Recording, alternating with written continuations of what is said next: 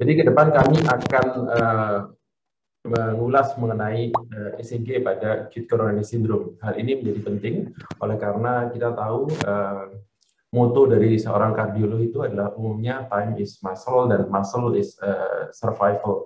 Itu kenapa kami sangat membutuhkan bantuan dari teman-teman yang bergerak di garis depan, oleh karena sebenarnya bisa jadi kita akan melakukan revaskularisasi yang mulai dari setengah jam, 1 jam, ataupun 2 jam, namun yang lebih penting sebenarnya memberikan pertolongan secepat mungkin kepada pasien.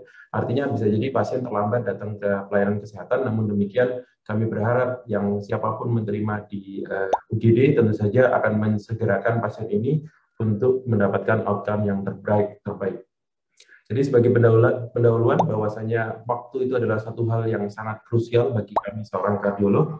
Oleh karena ketika terjadi suatu proses acute ischemia, maka harus disadari dalam waktu 20 menit akan terjadi suatu infarctions yang mulai timbul kerusakan otot yang irreversible. Maka tentu saja tinggal mengkalikan dengan waktu yang tertunda. Artinya ketika tertunda hingga 60 menit, kerusakan ototnya akan menjadi luas.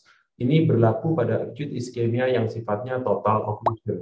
Sedangkan yang partial occlusion kita punya banyak waktu. Sekali lagi, itu kenapa topik hari ini saya mengatakan bahwasanya dengan harapan melakukan restoration flow segera, ya kalau bisa kurang dari 1 jam semenjak onset meskipun itu sulit. Namun demikian ketika waktu berjalan, maka yang terjadi adalah salvage yang kita harapkan itu mampu mengurangi otot yang mengalami kerusakan yang permanen, alias otot kembali pulih dalam jangka waktu tertentu. Hal ini penting karena ada dua publikasi yang ingin kami sajikan. Ketika dulu kita selalu bicara bahwasanya yang paling penting adalah door to balloon time. Semenjak pertama kali ketemu di UGD sampai dengan wire atau balon itu dikembangkan pada cath lab. Namun demikian ada yang menarik, publikasi tahun 2021 ada yang menyebutkan adalah suatu symptom to balloon time. Ini lebih penting, lebih terkait korelasi yang lebih kuat terhadap infarction, kemudian microvascular obstructions, dan ejection fractions. Sekali lagi, symptom to balloon time ini tentu saja lebih membutuhkan atau lebih besar peran seorang pasien dan seorang GP ketimbang seorang kardiolog. Oleh karena hal tersebut ternyata delay-nya akan berakibat survival dari pasien akan berkurang apabila terjadi penundaan. Sekali lagi, kenapa kami ingin menekankan pentingnya ECG pada keadaan ACS, terutama dalam hal ini STEMI. Saat ini begitu banyak keluhan pasien, mulai dari yang tipikal dan atipikal. Sekali lagi, subjektivitas dari pasien ini kadang membuat kita mengalami kesulitan. Yang kedua, kita mengandalkan troponin. Troponin ini sangat sensitif, tetapi butuh waktu untuk menyajikan hasil yang penting. Namun demikian, di antara keluhan, marker, dan ECG, hanyalah ECG yang paling bisa menentukan kebutuhan reperfusi tersebut segera atau bisa kita tunda. Itu kenapa tolong kuasai ECG-ECG mana yang mengakibatkan seorang penderita itu segera perlu dilakukan revaskularisasi. Apakah itu trombolitik, apakah itu melakukan primary PCI. Oleh karena itu kami izin siang ini sebenarnya ada beberapa ECG yang kami yakin dulu pada saat pendidikan ataupun sekarang sejawat sekalian sudah membaca, mendengar, ataupun mengikuti webinar lain. ECG yang klasik dalam hal ini adalah suatu ST elevasi ataupun suatu gambaran hiperakut T. Sekali lagi kami minta izin akan menekankan kembali apa itu gambaran hiperakut T seperti pada gambar ini, kemudian bagaimana isolated posterior myocardial infarct, STEMI pada RBBB, PPR STEMI, STEMI pada LBBB, RV pacing STEMI, dan anterior STEMI dengan LVH. Ada tiga evolving kriteria yang belum masuk spesifik klasifikasi ACS, yaitu De Winters, Wellens, dan Delayed Activation Wave. Namun demikian, ketika Anda ada keraguan, sekali lagi jangan pernah ragu untuk melakukan evaluasi dengan klinis. Apakah ada nyeri dada yang menetap ketika Anda ragu membaca ECG-nya, itu sudah merupakan indikasi melakukan revaskularisasi segera. Dan ketika Anda masih ragu, silakan melakukan pemeriksaan troponin. Kami yakin, baik Dr. Rerdin, Dr. Yusuf Suseno, Dr. Akhtar akan siap membantu menjawab ketika teman-teman mengalami suatu kesulitan untuk menginterpretasi ECG-nya. ECG interpretasi ini bukan berarti hanya membaca salah benarnya, tetapi apakah butuh reperfusi segera. Oleh karena jangan sampai bahwasanya kita berhadapan dengan ECG yang sifatnya STEMI ekivalen, ternyata kita tidak mendiagnosa sebagai STEMI, sehingga populasi yang high risk ini akan memiliki reperfusi yang tertunda dan memiliki outcome yang buruk. Sedangkan sesekali kita melakukan false alarm, yaitu kita mendiagnosa sebagai suatu STEMI, padahal ECG-nya adalah bukan total occlusions. Ini umumnya akan mengakibatkan cost, namun demikian yang kita hadapi bukan mortalitas yang lebih tinggi, tetapi kemungkinan komplikasi. So, pada kasus hiperakute ini umumnya terjadi suatu oklusi, bisa jadi sifatnya subtotal occlusions atau bahkan sudah total occlusion tapi mendapatkan perfusi daripada vessel kolateral. Sekali lagi, tolong dibedakan dengan mereka yang mengalami hiperkalemia, karena pada umumnya dengan hiperkalemia ini puncaknya lebih tajam. Meskipun jarang, sesekali kita menemukan suatu gambaran hiperakute pada lead ekstremitas, meskipun yang paling sering adalah pada perikordial. Ini adalah contoh di mana kita dapatkan hiperakute pada inferior 2-3 dengan AVF dengan gambaran suatu resiprokal di 1 dan AVL. Nah, ini adalah satu contoh kasus yang sebenarnya tidak jarang di luar pun akan mengalami suatu misdiagnosis. Jadi ini pasiennya chest pain, kita bisa lihat di sini bahwasanya pada jam ke-0 kita masih ragu chest pain-nya apakah betul suatu total occlusion, tetapi ketika diulang, sayangnya diulangnya 4 jam, kalau ada ragu maksimal mengulang ECG itu dalam waktu 1 jam ya. Ini tampak ada suatu perubahan, tadinya R-nya masih tegas, sekarang menjadi hilang. Untuk soal berikutnya, ini saya sengaja bandingkan side by side, bahwasanya ketika ECG yang sebelah kiri adalah suatu gambaran hiperkalemi, Anda bisa lihat kalau puncaknya tajam, berbeda dengan hiperakute yang sebelah kanan. Oke. Kasus berikutnya adalah menarik, hampir sama dengan hiperakute, masih gambaran hiperakute ini saya tunjukkan di ECG sebelah kanan, tetapi di ECG soal ini tampak gelombang T yang tinggi dengan puncak yang tumpul yang simetris, tetapi depresi daripada ST segmen sebelum puncak gelombang T yang tinggi ini mengalami depresi. Dan ini merupakan suatu gambaran ECG yang disebut sebagai De Winter sign. Ini relatif baru, kalau teman-teman ikut Medscape dalam waktu 3 bulan belakangan, ini menjadi pokok bahasan yang menarik. Jadi sekali lagi, pada De Winter sign ini umumnya ada suatu critical hingga suboklusi total daripada LAD. Dan ini memiliki suatu positive predictive value hingga 95%, bahwasanya ada 70% stenosis yang signifikan. Sekali lagi yang khas adalah adanya puncak T yang tinggi dan simetris, adanya upsloping ST depresi sebelum hiperakute, dan umumnya tidak didapatkan ST elevasi pada daerah prekordial. Kadang-kadang kita menemukan juga dengan ST elevasi pada AVR. Ini contohnya ya, jadi kasus lain. Sekali lagi, umumnya lesi yang kita dapatkan adalah pada proksimal ataupun mid LAD. Menariknya adalah oleh karena ECG ini relatif baru, tidak jarang yang kelewatan dan tidak melakukan reperfusi segera. Sebuah laporan menyebutkan adalah adanya mereka yang De Winter sign, 10 dari 11 miss, dan diantaranya 3 pasien meninggal. Oke.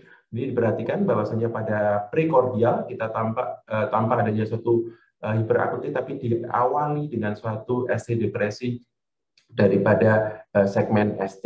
Gambaran coronary angiografi yang kita lihat adalah suatu total occlusion pada proximal LAD, dan setelah kita lakukan reperfusi kita bisa lihat bahwasanya alirannya menjadi lebih baik. ECG berikutnya adalah suatu hal yang bukan baru, namun kami ingin menekankan kembali karena ada banyak yang mengalami perbaikan definisi dan kriteria inklusi, yaitu isolated posterior myocardial infarct. Tidak jarang kita menemukan ECG yang tampak ada suatu ST depresi pada V1 hingga V4. Sekali lagi, kalau Anda berpikir ST depresi, maka ini tidak perlu urgent suatu primary PCI. Namun demikian, mohon cermati keluhan pasien dan harus dilakukan suatu ECG kanan dan posterior. Kenapa demikian? Oleh karena ini bukan hanya suatu iskemia, tidak jarang pasien ini mengalami suatu total oklusi. Dan ini Anda bisa tahu bahwasanya ketika terjadi suatu iskemia pada daerah V1 hingga V4, sebenarnya ini bayangan cermin daripada posterior terjadi suatu ST elevasi. Yang kami maksud adalah sebagai berikut. Anda bisa lihat ada ST depresi V1 hingga V4, tetapi ketika kita rutin melakukan ECG V7, V8, dan V9, Anda bisa lihat di sini ada suatu ST elevasi. Sehingga kalau Anda menemukan dua permasalahan, yaitu depresi dan ST elevasi, maka tentu saja yang Anda selamatkan dan terlebih dahulu lakukan adalah reperfusion pada daerah yang mengalami total oklusi. Sekali lagi, ini adalah definisinya, ada ST depresi 0,05, sedangkan ST elevasinya adalah juga 0,05. Sekali lagi, penekanannya ini bukan suatu iskemia, bukan non-STEMI, tetapi STEMI, dan kemungkinan bahwasannya kita melakukan kesalahan pada ECG ini cukup besar, dilaporkan dari 177 pasien yang isolated posterior infarct, 79 diantaranya misdiagnosed, dan ini tentu saja mengakibatkan outcome dari pasien lebih buruk. Kami ingin share, kami punya seorang pasien yang kami rujuk dari Rumah Sakit Pendidikan ke Sutomo. Pada awalnya kita menemukan suatu ST depresi yang H-type pada V1 hingga V4. Namun demikian ketika kita rujuk, ST depresinya menjadi relatif hilang, menjadi upsloping, tidak khas. Namun demikian ST elevasi pada lid posterior V7, V8, V9 masih menetap. Sekali lagi, bisa jadi kita pertama kali hanya mendapatkan suatu ST elevasi pada posterior. Itu kenapa sedang digagas pemikiran bagaimana kalau kita rutin dan harus melakukan ECG 15 lead, bukan 12 lead pada mereka yang mengalami chest pain dengan ECG yang normal. Ini adalah kasus kami yang ECG sebelumnya, kita temukan suatu total oklusi pada circumflex artery. Kasus berikutnya adalah kasus yang memiliki mortalitas tertinggi, yaitu AVR STEMI, di mana suatu terjadi total oklusi pada left main ataupun pada kedua osteal LAD ataupun circumflex. Sekali lagi, kriteria kalau Anda mau lihat di guideline, ada suatu ST elevasi pada AVR dengan ST depresi lebih dari sama dengan 1 mili pada setidaknya 8 lead. Kita bisa lihat di sini 1, 2, 3, 4, 5, 6, 7, dan 8. Kalau Anda sudah mendapatkan 8 ini, maka sekali lagi pasien ketika masih mengeluhkan chest pain, maka Anda harus melakukan reperfusi segera. Oleh karena AVR STEMI ataupun left main ini tentu saja memiliki mortalitas termasuk yang paling tinggi. Sekali lagi, jangan di-delay, semakin resiko seorang pasien tinggi, maka early reperfusion akan mendapatkan manfaat yang lebih baik. Ini adalah satu contoh yang pernah kami alami, yaitu seorang pasien yang 80 tahun, pembuluh darahnya, maaf, ternyata yang masih baik hanya satu, yang sebelah kanan, di mana yang sebelah kanan ini memberikan perfusi ke sebelah kiri. Dan ketika terjadi suatu oklusi yang tidak begitu kritikal, sekitar 80%, maka terjadi suatu ST elevasi pada AVR dan ST depresi pada 8 lead. Jadi karena yang sebelah kanan ini selain tanggung jawab yang kanan, dia juga bertanggung jawab kepada yang kiri. Karena ternyata yang sebelah kiri mengalami suatu chronic total occlusions. Nah, ada sebuah guideline tahun 2020 tentang non-stay ACS, di mana mereka menyebutkan bahwasanya terkadang kita tidak perlu menemukan suatu ST depresi lebih dari 8 lead, cukup 6 lead saja. Itu sudah menjadikan pasien sebaiknya dilakukan prosedur immediate invasif. Namanya bukan primary PCI, tetapi immediate invasif dengan batasan waktu yang sama, yaitu 2 jam. Jadi menurut saya, meskipun 6 lead ataupun 8 lead, maka ujung-ujungnya adalah segera melakukan reperfusi.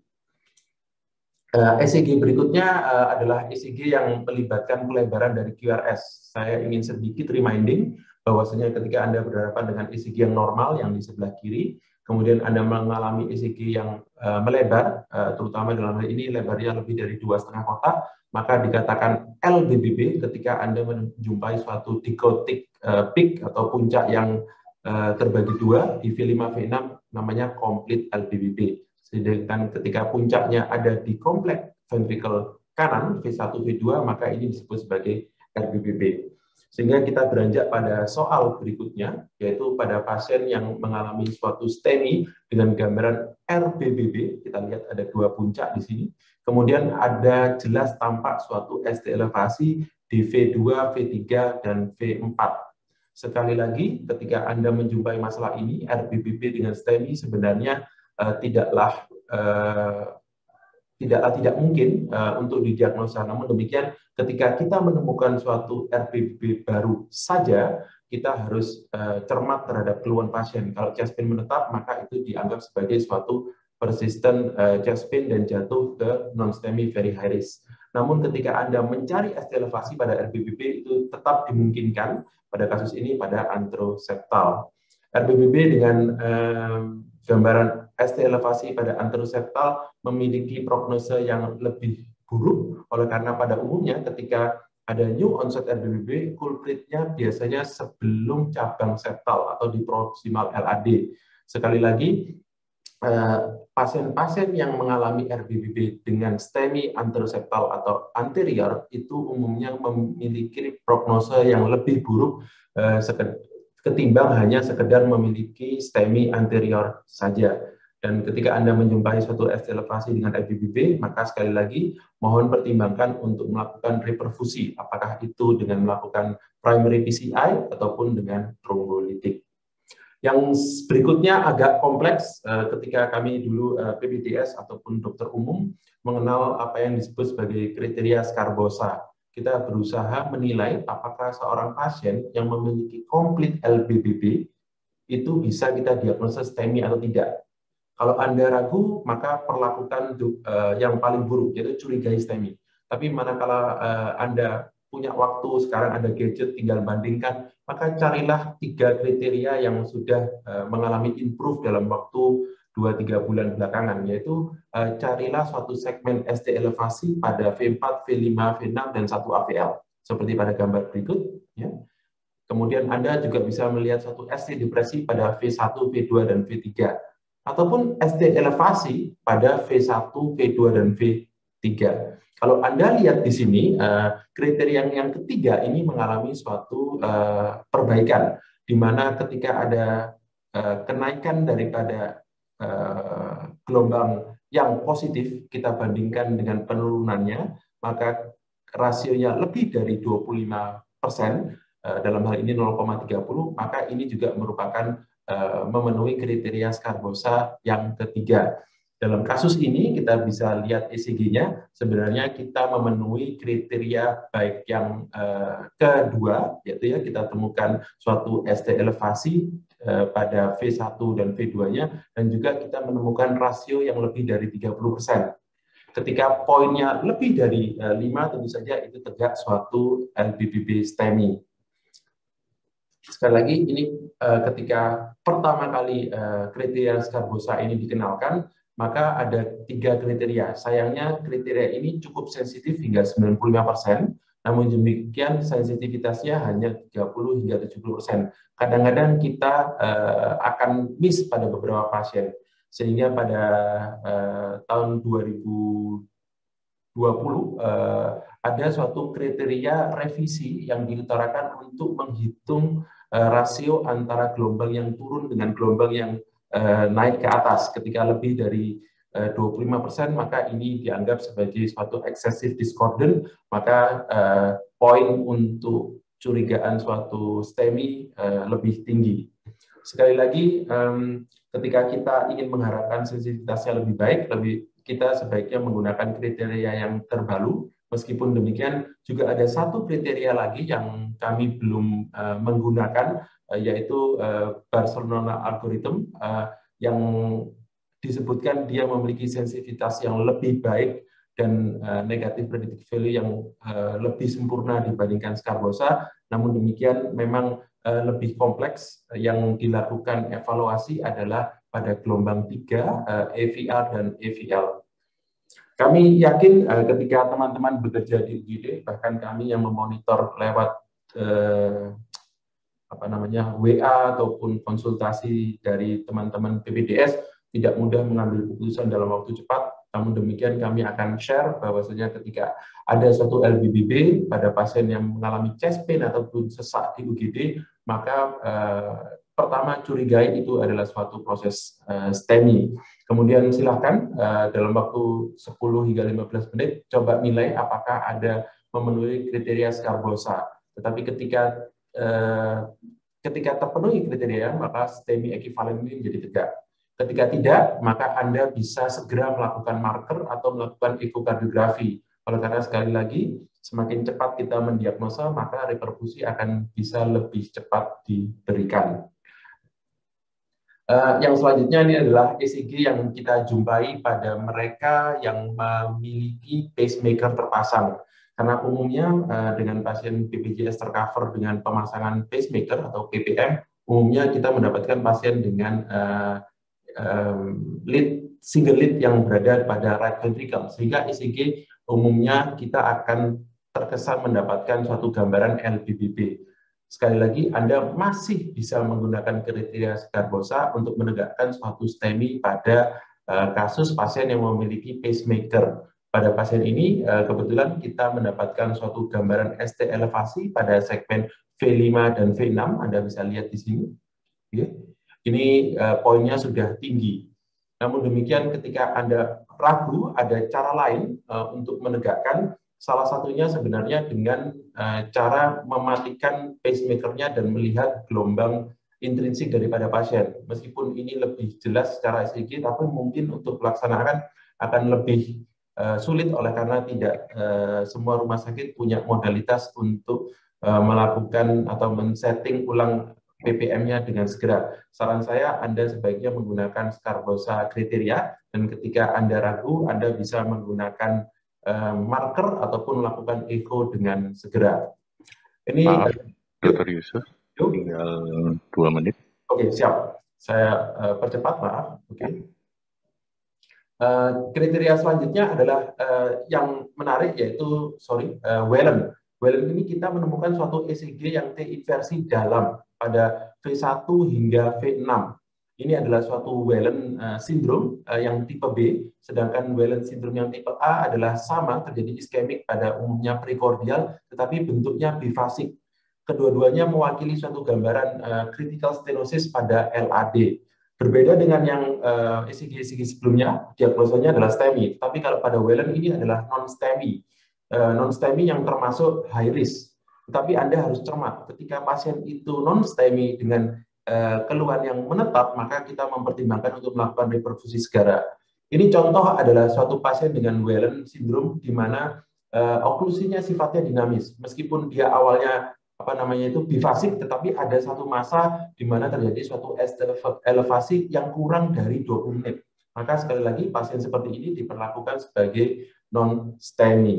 Ini adalah contoh pasien kita yang mengalami suatu ST depresi pada Whelan yang tipe B, di mana setelah kita angiografi kita dapatkan suatu critical stenosis pada osteal LAD.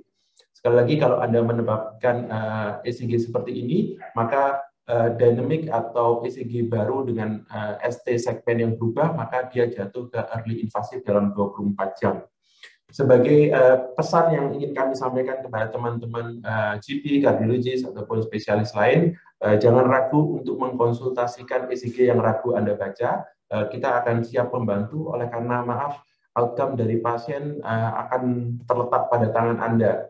Sekali lagi, Anda sudah terbiasa dengan ST elevasi inferior dan anterior, ini sudah 80% daripada pasien STEMI, namun demikian ketika Anda berkenan sedikit membaca kembali, ada kriteria baru yang diutarakan baik pada guideline ESC ataupun AHA. Maka dengan menambahkan keilmuan ini, Anda akan lebih banyak dapat menolong pasien yang mengalami serangan jantung. Mungkin itu yang bisa saya sampaikan. Terima kasih. Assalamualaikum warahmatullahi wabarakatuh.